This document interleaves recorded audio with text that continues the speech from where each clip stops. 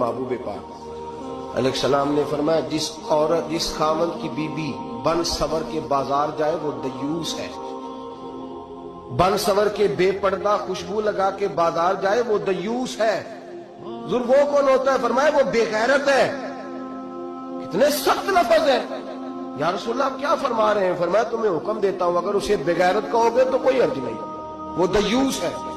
अगले लफ्ज सुने हदीस पाक में, मेरे नबी करीम अलैहिस्सलाम ने फरमाया, अगर वो उस पर राजी भी है, अगर वो उस पर एक तो जा रही है और अगर वो राजी है तो दयूस है।